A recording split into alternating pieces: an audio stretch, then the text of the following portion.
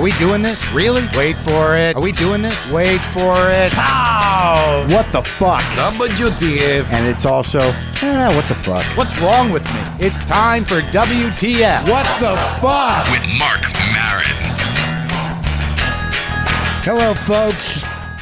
This is Marc Maron. This is WTF with me, Marc Maron. You know what that stands for. This is our pilot episode, our launch, our first show. I'll go ahead and say it. What the fuck? That is the question. That is the eternal question. You know, in life and in the history of mankind, the philosophical question, the great philosophical question used to be, what is the meaning of life? And then I think it evolved into, how am I being used and am I okay with that? And now I think we are at a different juncture in the history of culture. And the eternal philosophical question is, what the fuck? Seriously. Really? What the fuck? I mean, that's a question I ask myself a lot about a lot of things. But also we want to deal with the lighter side of WTF, which is, what the fuck? So you got both sides. You got righteous indignation, and you also got, why not live a little? It's an expressive type of saying, WTF, and I'm glad you're tuning in. I'm glad you picked up this podcast. If you want to email the podcast, you can email us at WTFpod@gmail.com. You can also Twitter at twitter.com, and the name is WTFpod.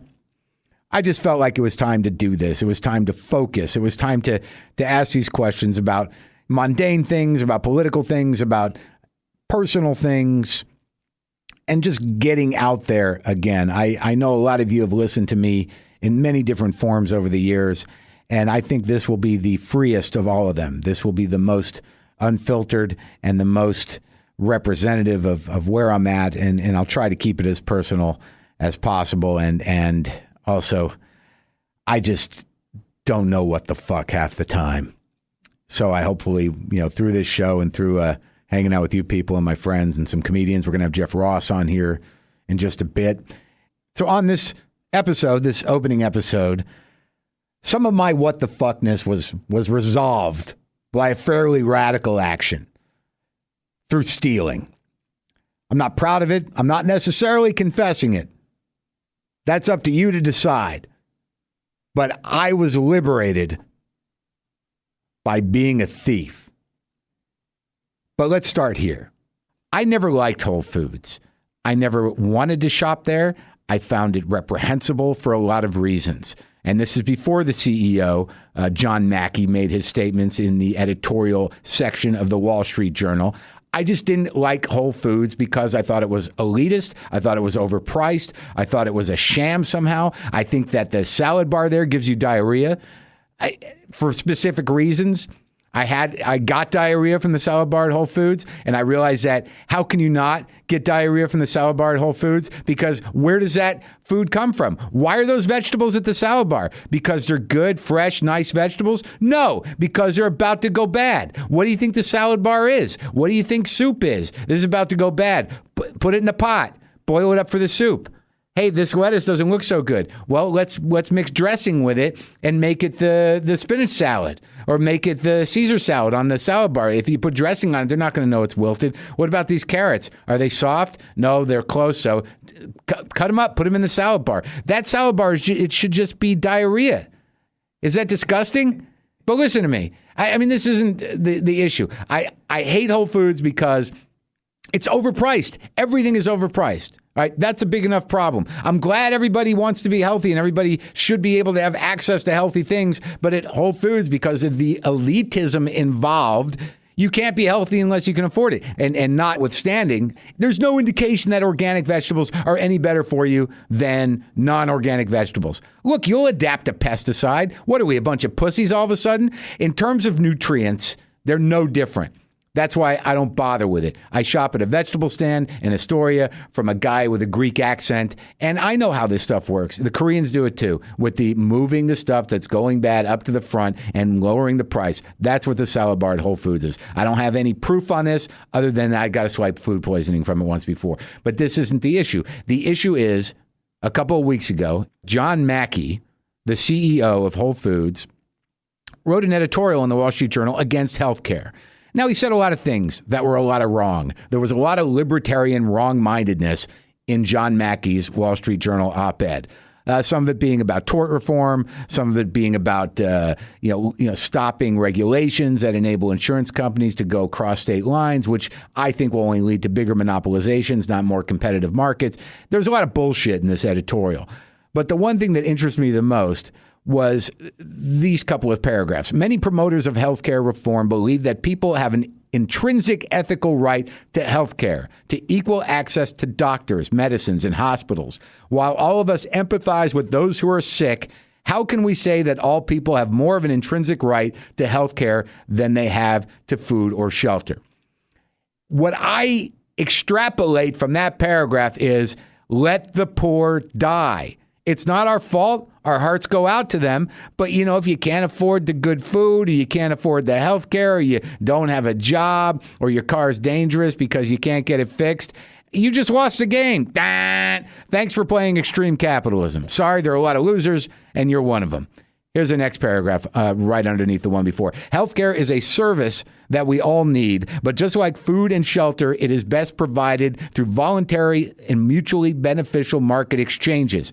A careful reading of the Declaration of Independence and the Constitution will not reveal any intrinsic right to health care, food, or shelter. That's because there isn't any. This quote-unquote right has never existed in America. Oh, okay. Well, how about we make it a new right? What's wrong with that? And then all he's really promoting is that he puts the responsibility on the sick. He puts the onus on the sick. Later in his editorial, he says, unfortunately, many of our healthcare problems are self-inflicted. 2/3 of Americans are now overweight, 1/3 are obese. Most of the diseases that kill us and account for about 70% of all healthcare spending, heart disease, cancer, stroke, diabetes, and obesity, are mostly preventable through proper diet, exercise, not smoking, minimal alcohol consumption, and other healthy lifestyle choices. So listen, all you sick people, despite however you may have gotten it, whether it was genetic or who knows what reason one gets cancer, if you just eat better and perhaps shop at Whole Foods, which means you might have to rob somebody or steal money from your brother just to afford a head of lettuce or a slice of meat at that place. So here's what I did. Outside of boycotting Whole Foods, like many people are doing, what I did the other day was impulsive. I don't know why I did it. I went to buy some stevia, which is a sweetener derived from a root, which is very sweet, has no fat in it, no chemicals. It's spectacular stuff. I'm going to be healthy. I usually get the stevia at Trader Joe's, which I don't have a problem with in any political way or economic way. I find it irritating. After a while, it starts to grate on you, Trader Joe's, and how friendly everybody is there and how they package things. And it does get irritating, but I just wanted some stevia. They didn't have it. They didn't have the size I wanted. So I knew I could go to Whole Foods and get it, but I'm boycotting Whole Foods as a lifestyle choice that I've been doing since before this idiot Mackey made this statement. But I have these moments of lapse in integrity because I'm thinking to myself, well, look, okay, you don't really go there anyways. Just go get the stevia. It's not that big a deal. And I went into the Whole Foods. This is a sellout on my behalf. I'm in some ways a scab to my boycott. So I go in to Whole Foods. I'm like, I'm just going to buy the stevia. And the Whole Foods in Union Square is a clusterfuck. It's just lines and lines of people. They run people through this maze. They treat you like a rodent. You have to respond to a color and a number, and then you walk, like a healthy robot to your cash register person. So I go downstairs. I pick up the stevia. I'm holding it in my hand. I'm looking at Whole Foods with disgust. I hate everything it represents. On top of hating John Mackey, I hate the idea that people have to pay through the ass exorbitant amounts of money just to have healthy food. It's not right. And I blame John Mackey, but I've always hated Whole Foods for this reason. And I'm holding my little container of stevia. It's $7.99. And I'm looking at it and I realize, dude, there's no way you're waiting on that line. And you know what? There's no way you're paying for this stevia. You cannot pay for it. What you're going to do, Mark, is you're going to hold it in your hand in front of you as if you're looking at it and walk right out of the store. So I did that. I held it in front of me because I didn't know. I wanted it to look like Is he stealing that, or is he retarded? Is he forgetting that he has it? I just wanted to hold it right out in front of me as if to say, I'm leaving with this because I deserve it, because this store sucks, because I don't want to wait online, because the person that runs this operation is a wrong-minded, right-wing libertarian whack job who just wants poor people to die. That's why I was holding it as if I was the Statue of Liberty with my torch, with my container of stevia. Right there, I walked in the outdoor, past the security guard, holding it in front of me, looking at it out onto the streets, and I stood there with it, holding it to see if anyone was going to say, do you want to pay for that, buddy? Did you forget something, buddy? You're under arrest? Any of that. Nothing. I waited a few minutes. I probably looked ridiculous holding it, but I waited a few minutes. No one came. I put it in my bag, and I felt good. Not only did I not feel guilty, I felt like I wanted to go back and steal more stuff from Whole Foods. It's easy. If you live in a big city, they can't manage that place. They can barely manage the lines. And I say go in, get yourself some healthy greens, some organic produce, some vitamins if you have no money, and just bring your whole food organic hemp bag or whatever, load it up, and just walk out. Walk out through the indoor. And if they go, did you pay for that? I'm like, oh, yeah, I did. Or if you pussy out, just say, oh, I forgot because I have a vitamin deficiency because I've been eating at other places lately. I should always shop here because see what happens. I'm sorry. And go back in and pay for it. But I encourage this. Don't boycott Whole Foods.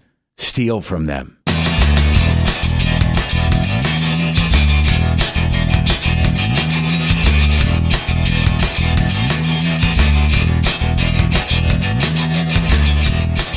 Well, folks, it comes that time now where I talk to someone I've known for a long time. I'm actually announcing this as if this is a regular segment on a show where this is the first episode. But as we do always on this show, I speak to a comedian who I've known forever. I knew him before he changed his name. I knew him before he was funny. I knew him when he had a mullet. I knew him when he was just Jewish. And now he's something completely different. He's more Jewish than ever. He's funnier than ever. He has a new book coming out on September 15th called I Only Roast the Ones I Love. He is the Roastmaster. Jeffrey Ross, thank you for joining me, my friend. My pleasure, old buddy. That was well said. I'm trying to figure it out. I think I probably know you, almost as long as I've been a comedian. That's about right. I mean, I seem to know things about you from your past, and we've run into each other over the years, but it's got to be over 20 years ago, right? I don't think it's quite that much, but I feel like I've been a witness to your history. But are you counting the time when you were Jeff Lifschultz as not existing in comedy? It's like BC for me. Right. So your comedy career doesn't start till after you change your name? Actually, I did dig up an old headshot of me looking. It's 1989, and I kind of dressed like Andrew Dice Clay because I just figured you had to be a comedian when I first started. And I found an old headshot of me, and it says Jeff Lifschultz across the bottom of it. And I did stick it in my new book, by the way. It was like a leather jacket, right? Yeah, like there was two kind of comedians back then. You either had a blazer, like with the sleeves rolled up, yeah, or you had a leather jacket. See, that's where I screwed up. I didn't have either of those. I did goofy things with my glasses, and everybody else is doing better than me. You always sort of maintain the dress code of a college student, which I respect. Well, thank you very much. I'm sort of now moving into the dress code of a college professor. It happens. Once the temples start graying, you can't really pull the college student thing off. You're going to have to leave that to Dimitri Martin. I'm just going tweed jacket all the way, man. So I guess it wouldn't be a Marc Maron day unless there was a hinge of bitterness somewhere in there. I wish I thought I was bitter. You know what I'm realizing as I get older, Jeff, is I'm not sure that I see myself clearly. I'm going to have to start believing what people are saying about me or else I'm in trouble.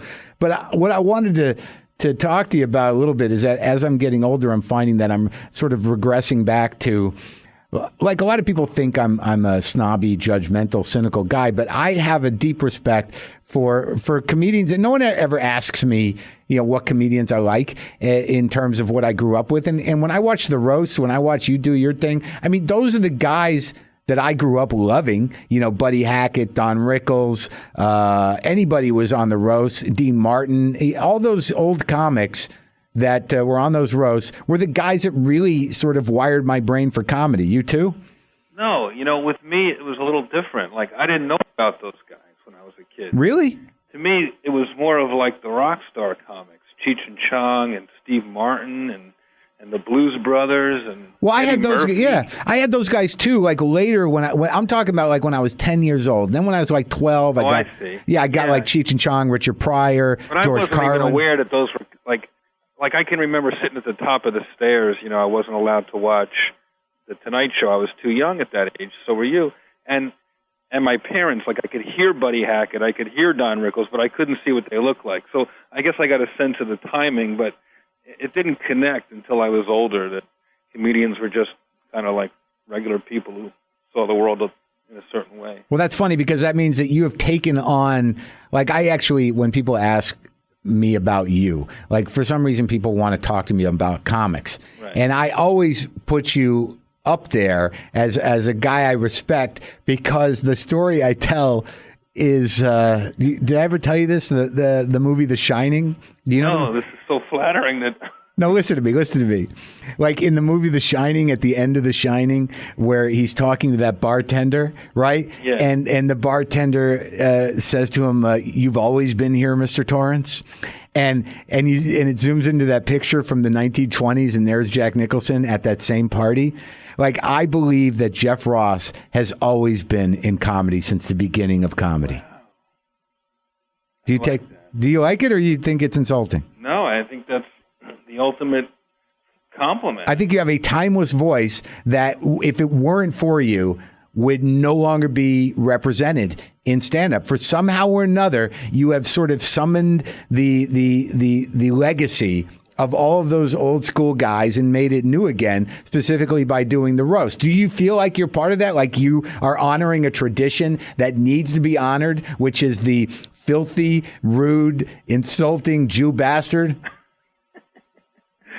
The problem is that I don't hear that enough. What I usually hear is from the old guard is, you've ruined the roast, you've made them too vulgar, they're not private anymore.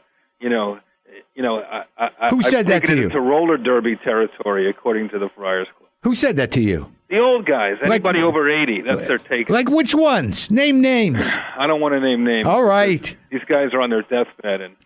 So then all you got to say to them is like, it's okay, Shecky, Jackie, Freddie. I won't do it anymore. Here, let me put a video in for you. Yeah, I mean, really, they think that, but I was under the impression. Now, when I was asked to join the Friars Club by Elon Gold, I don't want to be a name dropper. I immediately said, why would I want to go there? And they're like, you can use the gym. Like, next to who? A guy smoking?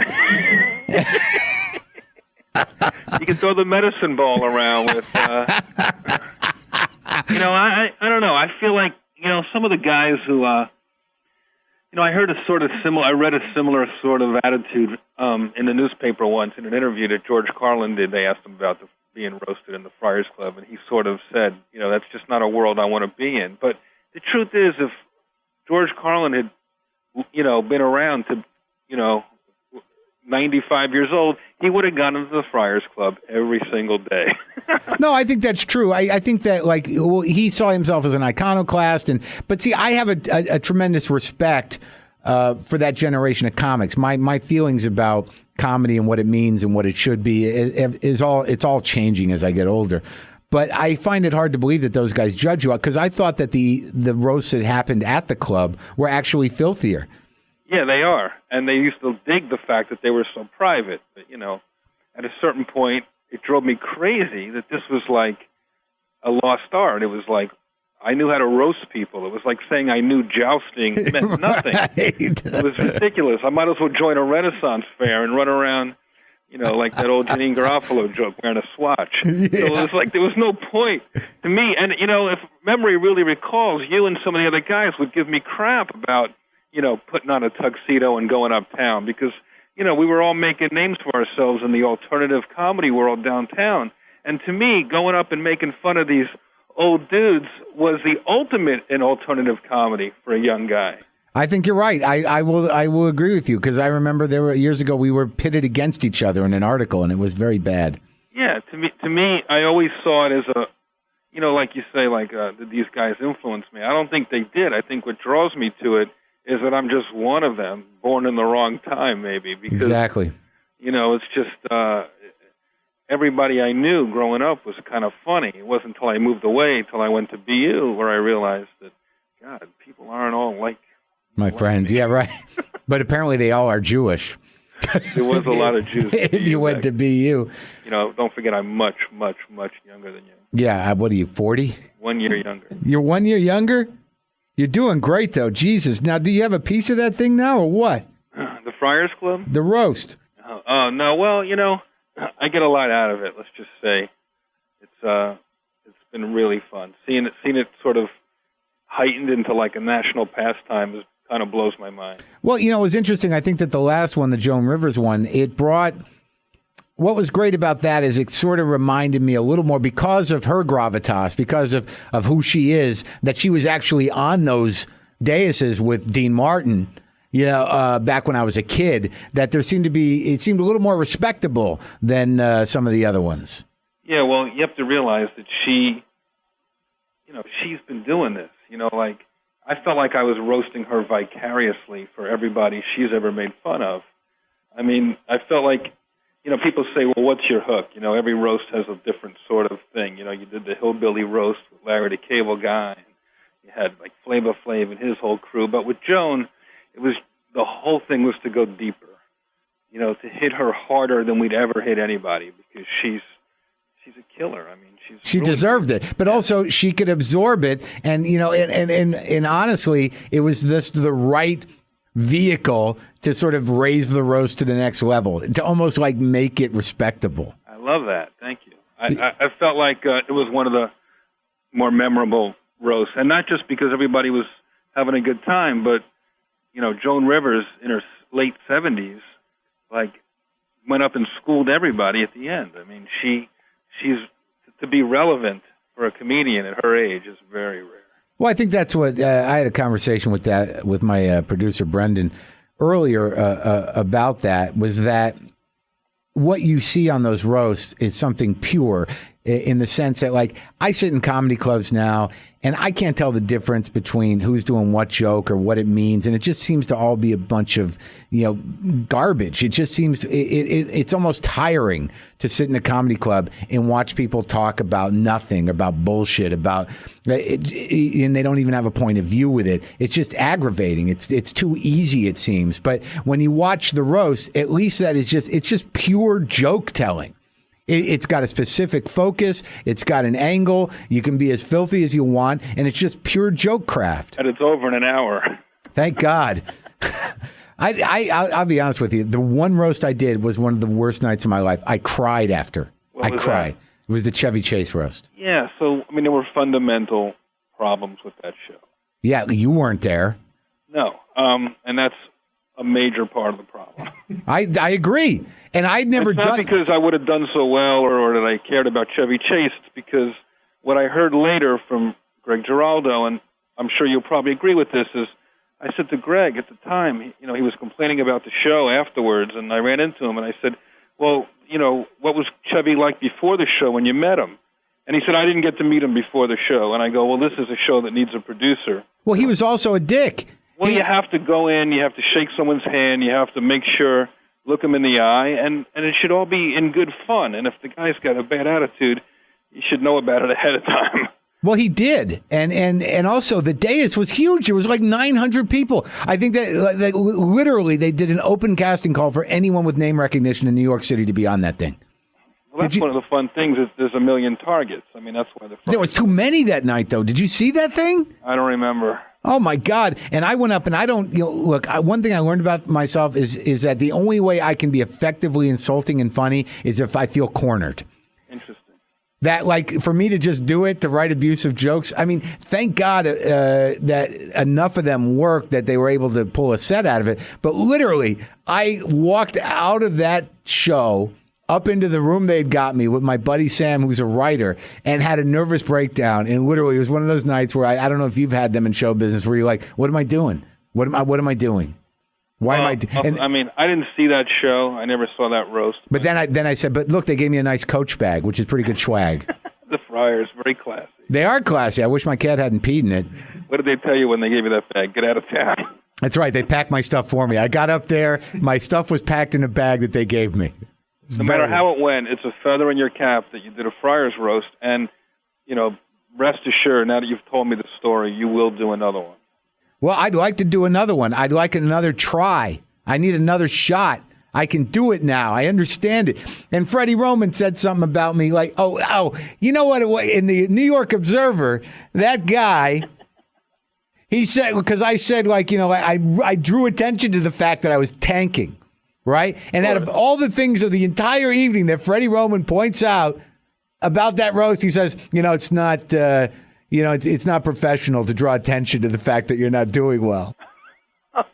If anyone should know, it's him. Just plow through it like they love you. Keep smiling. There's a certain, in his world, in the Jewish country club Catskills retirement home world, and ships, which he does a lot of, that is true. But in your world of being real and being in the moment, that's impossible. Yeah, I mean, sometimes you got to do it. I don't remember what happened, but I'll tell you, Lisa Lampanelli broke out of that thing. Everybody else was negligible. I think it was just a poorly produced roast, and Comedy Central, to their credit, they've turned that around and made them really great. And poor Andy Kindler went on after Lisa, and Andy, I don't think is ever done well anywhere once, and he had to go on after her. Yeah, she's a killer. And I love Andy, but part of his thing, I introduced him this year in Montreal for that State of the Industry address, and I love the guy. I toured with him. I think he's one of the funniest guys in the world. And we were doing this show, this alternative show, and he brought me on stage, and because he was hosting, and I said, keep it going for Andy Kindler. The comedy is in the trying. So, how did Carl Reiner? Where did he come from? How did that happen on the Joan Rivers roast? Yeah, well, he was on the Joan Rivers roast mainly because he's a pal of Joan Rivers, and I guess she asked him personally, and I thought he lent a certain gravitas to the whole event. Yeah, that we just couldn't muster up with me and Tom Arnold. Tom Arnold, I just ran into him. He gave me his card. He has a card. Oh wow! Yeah, I ran into him at Doug Benson podcasting. He's a hyper man. That guy is just all over the place, man. I wonder what's going on with that. Well, I tell you one thing that's not going on with him is drugs, and he's very proud of that, and he'll tell you that over and over again. Yeah, but that's what Courtney Love used to say. I've been sober for a year. Yeah, but even before, he's always hyper like that. I don't know. I met him with that guy Dax Shepard. Right, they're buddies. Yeah. Well, also let's discuss this book. Is this a how-to or what? It's got a very strong how-to element to it. All my sort of tricks of the trade for making fun of people, and I do reveal some secrets for writing roast jokes. You do? Yeah. All right. Well, I better read it then. It's pretty.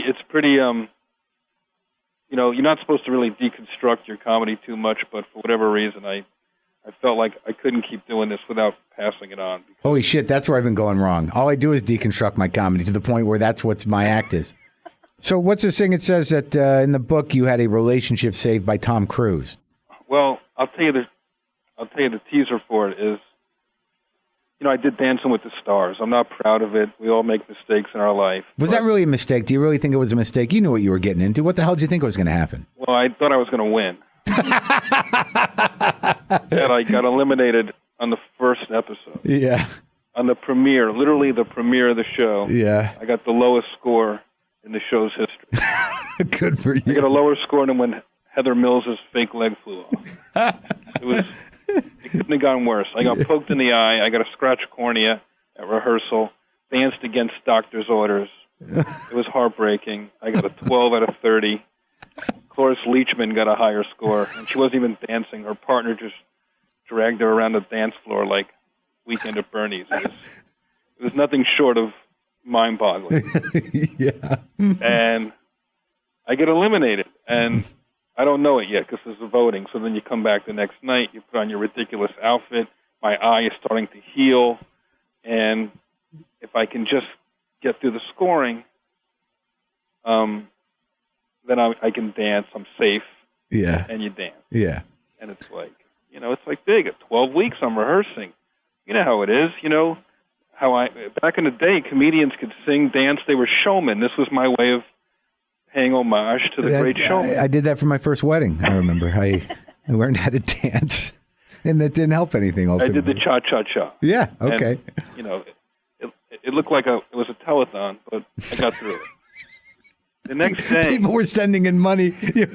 Yeah, we raised $4 million for muscular dystrophy. Yeah.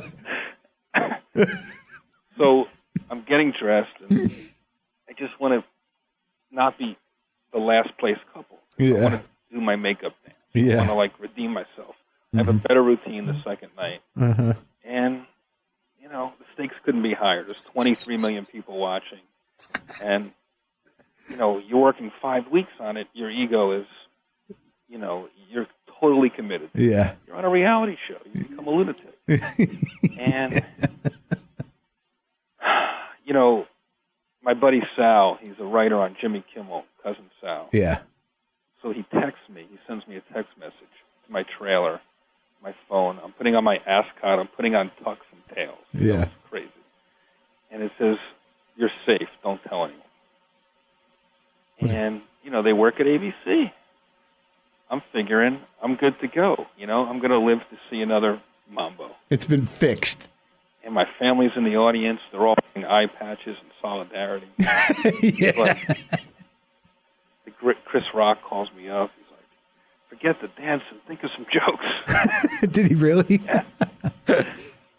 And I know everyone I ever met and will meet is watching this. That's the feeling. Yeah. And I know that I'm going to be okay. I'm safe. And 11 couples get safe, and then they get to dance. I'm sitting there for over 2 hours. It's a 3-hour, 2-night premiere. And it gets down to me and Kim Kardashian. You know who she is? From E? I guess. I don't know who she is, but she's like a socialite, sex tape, super hottie, super popular. Right. And it was like a commercial break, and the producer comes over and looks at me and Kim Kardashian. Now I know we're safe, like I've been told by my buddy. He's like my best friend. And what I'm forgetting is he's like a, like chronic pranker. He's been messing with me for like 10 years. Yeah. He once threw me in the pool at Adam Carolla's wedding. He once spray painted all the punchlines to my jokes on my Porsche. It was very, he's really messed with me before, but he knows how much this show means to me. And I got to imagine, he's giving me straight info. You trusted him. Absolutely fell for it, hook, line, and sinker. Oh, beautiful. Producer comes over, looks at me and Kim Kardashian during the commercial, and he's like, "Okay, one of you is going to dance, and the other one is going to come over to this mark, and you're going to make a farewell speech to the country, and thanks for playing on the Dance with the Stars." And he's looking right at me the whole time. It's starting to sink in that something's wrong here, And I don't let it get to me. But, the play on music comes back, and my partner is like digging her fingernails into my hand. She's already poked me in the eye once. And, I'm waving to my family. I'm stretching. I know I'm about to do my quick step. Yeah. Which is like an old-timey movie star dance all around the floor. It's tux and tails, and I'm throwing karate kicks and Frank Sinatra music. I get a kick out of you. Like, right. Yeah. It's going to bring the house down. Yeah. And Tom Bergeron's like, "And the couple with the combined lowest score, blah, blah, blah. Jeff, an editor." You just see me mouth, "What the fuck?" Exactly. And Kim Kardashian does her dance. I'm like trembling. I go to my mark. They put the microphone. "How you feeling right now?" And I go, "This is a nightmare. I have no jokes. I have nothing." I'm completely caught off guard. I might as well have my pants pulled down. Yeah. And this guy Sal was just effing with me the entire time. Right.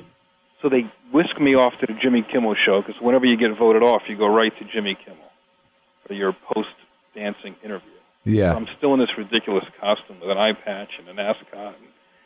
And I go out to the segment with my dance partner, and Sal just bum rushes me on the set. And they keep replaying me going, "What the fuck?" Slow motion. It's just the most painful, embarrassing, ridiculous thing. And he's just messing with me and rubbing it in, and he's claiming that it's his best prank of all time. He would do it 100 times over. And then this goes on, Mark, for months, for like 2 months. He's like living high off this prank. And he's just rubbing it in. He's like my best buddy. And I just can't take it anymore. And it's just killing me because I'm not hanging out with all my friends. Like, every Sunday, Jimmy Kimmel has like Sunday football. So I'd go up there and hang with the writers from the Man Show from back in the day. We were all good pals. But, yeah. Sal's like the king. Yeah. I don't want to go. I don't want to deal with it. I'm too pissed at him. And it just escalates where we're not talking now, going on 3 months. Finally, I get the confidence, just to go up there. And Jimmy's always cooking something homemade, and he's like a chef. And I just missed the other guys, and I figured I wouldn't let Sal keep me from my regular Sunday ritual. And I get in there, and Sal's kind of nervous, jittery, just definitely like some tension. And I've been hearing about this. I've been on the road for months. People are yelling, fuck Sal, and I should have punched him in the face. Like, it's gotten to a point now where everybody knows about it, so it's really like eating at both of us. You don't want bad blood out there amongst friends. Or amongst the country. Exactly. I'm at Disney World with my nephews, taking them on, Pirates of the Caribbean, and some lady walks up to me, and she's like, you should have punched that fucking fat fuck in the face. I'm like, my nephews. So, whatever. I'm at Jimmy's house. Yeah. And I don't know. We're both a little nervous. Nobody's really talking about it. It's definitely awkward. And Tom Cruise walked in Jimmy's house. It's like, there's been famous people around there before, but it's like nothing like this. It's like not Tom Cruise. Nobody can kind of believe that Tom Cruise is there. We look back outside, like, is that really him coming up the steps? And then we're looking around for like the helicopter or the security detail or the tank or whatever he rolls with, and it's just his mom carrying a box of cupcakes. Yeah. So it takes like 10 minutes for that like craziness to sort of settle down. And is everybody just trying to act normal? We're trying, but like Jimmy's uncle Frank, he grabs me by the arm and he pushes me in front of Tom Cruise. He's like, "Hey, Tom, this is my favorite comedian, Jeff Ross." Yeah. And I'm all nervous and shake Tom Cruise's hand. I don't think he'll remember me. He goes, "Hey, Jeff Ross, we met at Matt Lauer's roast in New York." Oh. So I'm like, oh, he remembers that. That was cool. Like, whatever. Tom Cruise has some chicken parmesan that Jimmy made, and his mom is mingling, and everybody's kind of like, this is cool. Tom Cruise is here. Suddenly Sal, who hasn't talked to me since he sent me that message, since I almost killed him, he sits down next to me and he goes, "Let's let Top Gun over here settle our dispute." I'm like, "What do you mean?" He goes, "Tom Cruise will decide who's right and who's wrong and who should apologize." I'm like, all right, I got nothing to lose. I'm totally in the right. This guy pranked me on national television. He's supposed to be my friend. Yeah. And he's just using, this to like, further his career when he should have been looking out for me on a big night. And I go, anybody can see this, especially Tom Cruise, who's played like so many righteous attorneys in the past. Plus he has actual on-the-dais experience where he knows the difference between making fun of somebody to their face and like pranking them behind their back. So Sarah Silverman's there. She gets up on a coffee table. She tells the whole story to Tom Cruise. He agrees to be moderator. I don't know why, but he did it. Yeah. I think he was just getting a kick out of how like petty and childish Sal and I were. Yeah. And I realize it might get heated, so I say, "Hey, Tom, is it all right? I know your mom's here. Is it all right if I might curse a few times? I kind of whisper at him. The mom overhears it. He looks at his mom, and his mom gives him the nod. And he goes, "No." No. No cussing. The guy's like an eyes wide shut, banging random broads, and I can't say dirty words. Right. So we go through the whole story about like how Dancing with the Stars went down, and my history with Sal, and like all the other times he's messed with me and put me in headlocks at the Man Show, and the time that he like sprayed milk behind my desk at my Man Show office, and I had to crawl around trying to figure out what died under my desk for 2 weeks. Just all the crap he's done to me. Once I was co-hosting in the early days of Jimmy Kimmel Live. You'd go in 5 days in a row, and you'd be like the guest co-host. Right, I remember. And every day, right before airtime, they would order me dinner, a steak, and every day, so I would walk in my dressing room just as I took the first bite and pick the steak up and throw it on the floor. Which sounds funny now, but when you have low blood sugar like me, it was very aggravating. Not so funny. Right. But this is like the worst thing he's ever done to me. This texting me right before the elimination on Dancing with the Stars. And I did sort of blame myself. I explained to Tom Cruise that my mentor, Buddy Hackett, used to tell me, shut your phone off, don't take any calls an hour before a big show. You owe it to your audience to sort of focus. But I ignored all that because it was Dancing with the Stars, and I wanted people to be able to call me, and it was exciting. So anyway, I took some responsibility, but in the end, after about an hour-long sort of back and forth, which got very emotional at times, Tom Cruise just sort of shut us all down, and he decided that Sal hurt my feelings and that he should apologize. And Sal did. That's spectacular. Pretty crazy, right? There was no, you can't handle the truth. There was a lot of those kind of jokes, but Tom Cruise mostly rolled his eyes and made a better joke. Oh, really? Yeah, we tried to, keep it light, but it got emotional because, to me it goes to the very heart of, what I do. When I roast people, I do it to their face. I volunteer. It's also about friendship. And Sal will, if you break your leg, I'll visit you in the hospital and I'll try to cheer you up. Right. Sal will break your leg just so he can make jokes about it. About you being in the hospital. It's a different thing. Yeah. Well, that's an awesome story, buddy. So are you working tonight? No, I got tomorrow night. I'm here at the Borgata in Atlantic City. All right. Well, this probably won't be up by then, but it was great talking to you. And if I'm understanding you properly, you're going to get me on a roast. That would be my mission for the foreseeable future. But, it has to be somebody that you respect and admire. You can't go up with any sort of, animosity in your heart. That's the key. I'm getting rid of that anyway. So by the time this happens, it'll be gone. Yeah, so if you go into it with a fresh perspective and it's somebody that you can really, dig into, then you're going to kill. I guarantee it. I'm going to do it. I'm looking forward to it. Thanks for talking to me, Jeff. I'll talk to you soon. Okay, bye.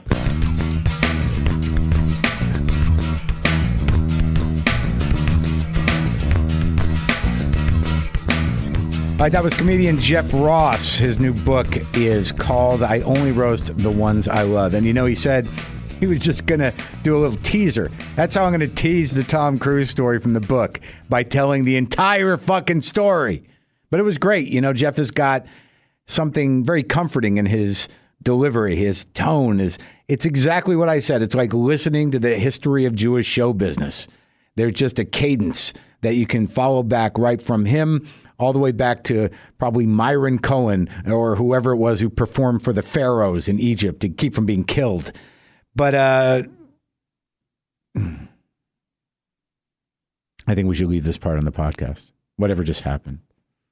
The abrupt stop, because I didn't know what was supposed to happen, although I did on some level know what was supposed to happen. And then the seamless segue into my next WTF story, which happens to revolve around Ralph Lauren. I don't shop at Ralph Lauren. Oh, now I can't do the R and the L at the same time. I have a speech impediment.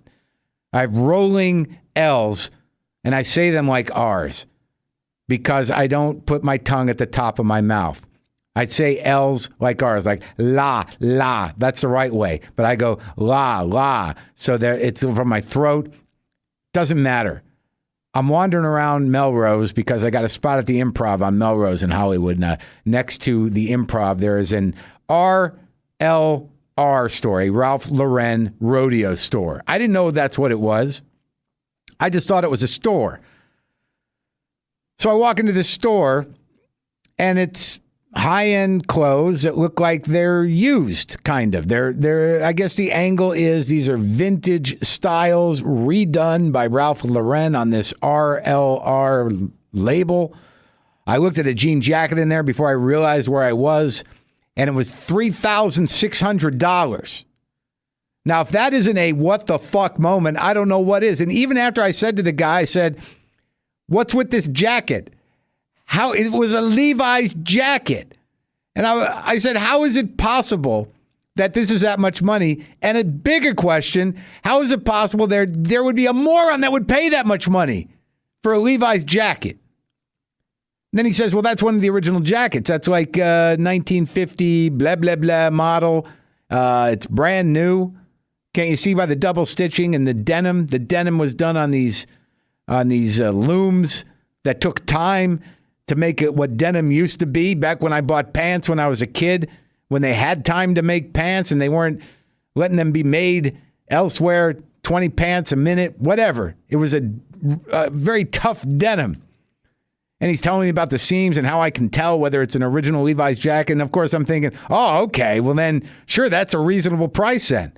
$3,600 for a jean jacket. Do I look like a moron? But I respected the museum quality of it, and it did lead me to think that, back in the day, when I was a kid, you bought a pair of Levi's, they felt like they would last you a lifetime, and somehow in my mind, they did last a lifetime. They at least lasted 3 grades, or until you grew to the next, length. And I have this problem, and I've overcome the problem, or I've compromised my integrity around this issue, around buying clothes that look used, pre-faded jeans or jeans that, look like they've been peed in, or jeans that have, the scrapings on them. I never wanted to do that because I thought to myself, I break in my own pants. I don't need help. But then it became a fashion. It wasn't so much about them looking like you'd worn them. It was just about how that particular fade looks and what have you. And then during my second marriage, I somehow got cajoled into buying upscale jeans that looked like they'd been broken in. But I didn't really know the history of that situation. And I was at the RLR store, and I'm looking around, and he tells me it's a mixture of vintage clothing, as that jacket was, and new clothing based on vintage designs. And I saw a belt. And this belt looked like it had been not just used, but used a lot. Like it was worn in. It looked like it had about 20 years of wear on it. It was a brown belt. It looked like it had been worn in at least 3 of the holes, and it was all beat up. And I go, so this is a used piece? He goes, no, that's brand new. And I said, well, how the hell is that possible? And it was $350. And I'm thinking to myself, come on. This was just made in some sort of Guatemalan or Indonesian sweatshop, and you're going to, sell it here for $350? But then I rethought it. I thought, well, they probably gave that belt to a kid when he was 10, and he had to wear it for 20 years. I mean, he had to wear it in. So it had, he'd gone through 3 waist sizes, and you got to figure he was sort of attached to that belt by the time they took it away from him to sell it at RLR. And I thought, well, maybe because of that kid's pain and his attachment to the belt and his commitment to the belt, that it would be worth, maybe $200, but not $350. And the sad part about this story is that even when I was thinking about it being made in an Indonesian sweatshop, I didn't really question the morality of that. I just questioned the morality of paying that much for a belt. So I think as a compromise, what I'd like to offer up to you is that I'd be willing to pay $200 for that kid's, feelings being hurt after they were wrestling that belt away from him. Yeah, because he was probably making just pants at age 10, and then they gave him the belt as probably an award of some kind for making the most pants without eating or sleeping. And then, after 20 years with this belt in that same factory, they're like, you got to give us the belt. Look, we fed you well. That's why we got it worn in on 3 holes. You got to give up the belt. And that's a sad moment. That's a heartbreaking moment. So I might be willing to pay that much. I might go back and buy that belt for that kid who had to let it go. It's like a pet or anything else. I get very attached to my belts. I'm in the process of breaking in some belts right now. I've been going on 6 years, and it doesn't look like I've made a dent in them. You got to start young with that stuff.